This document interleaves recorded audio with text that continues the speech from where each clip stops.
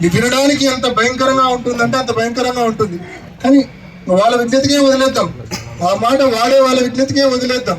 ఎందుకంటే పరిస్థితి ఎలా ఉంటుందంటే మొహానికి మసి పూస్తారు, లేకుంటే మీద బుడిద వేస్తారు. నువ్వు కనుక్కో అంటారు, నువ్వు తుడుచుకో అంటారు.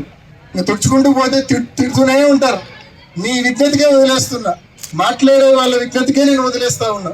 ఎక్కువ దీని గురించి డిస్కషన్ కూడా అవసరం లేదు. మాట్లాడే వాళ్ళు ఎంత కావాలంటే అంత మాట్లాడుకోండి, నాకే అభ్యంతరం లేదు. కానీ మనిషి అన్నాక కొంచెము విజ్ఞత విచక్షణ అనేది కొంచెమైనా ఉండాలని చెప్పి నేను కోరుకుంటా. మనిషి అన్నాక మనిషి పుట్టుకే అయితే గన తప్పకుండా కొంచెమైనా విజ్ఞత విచక్షణ ఉండాలా, కొంచెమైనా ఇంకిత జ్ఞానం ఉండాలా.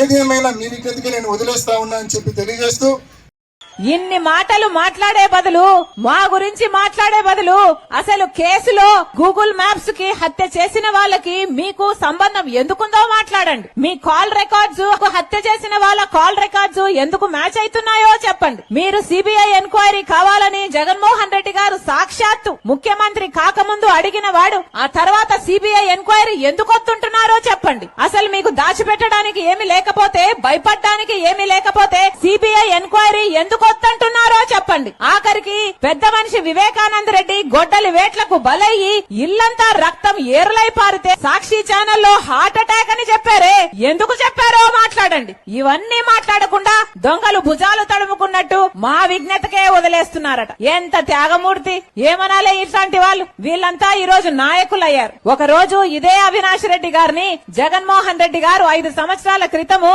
ఎంపీగా పోటీ చేద్దాము అంటే ఆఖరికి నేను వివేకానంద రెడ్డి నన్ను నిలబడాలని ఎంత చెప్పినా కూడా ఏం పర్వాలేదు, అవినాష్ రెడ్డి చిన్నవాడు మంచివాడు అనుకుని నాకేం అభ్యంతరం లేదు, అవినాష్ రెడ్డి గారిని నిలబెట్టండి అని ఆ రోజు చెప్పిన దాన్ని నేను. ఆ రోజు ఈ సీటే గనక నాకు కావాలి అని నేను మొండు పట్టుంటే ఆఖరికి ఆ సీటు నాదే కైవసం చేసుకునేదాన్ని. కానీ 3000 కిలోమీటర్లకు పైగా పాదయాత్ర చేసిన దాన్ని నేను జగన్మోహన్ రెడ్డి గారి కోసం. ఒక్క రోజు కూడా ఈ పదవి నాకు కావాలి అని గాని, ఈ పోస్టు నాకు కావాలి అని గాని ఒక్కసారి కూడా నోరు తెరిచి అడిగింది కాదు రాజశేఖర రెడ్డి బిడ్డ.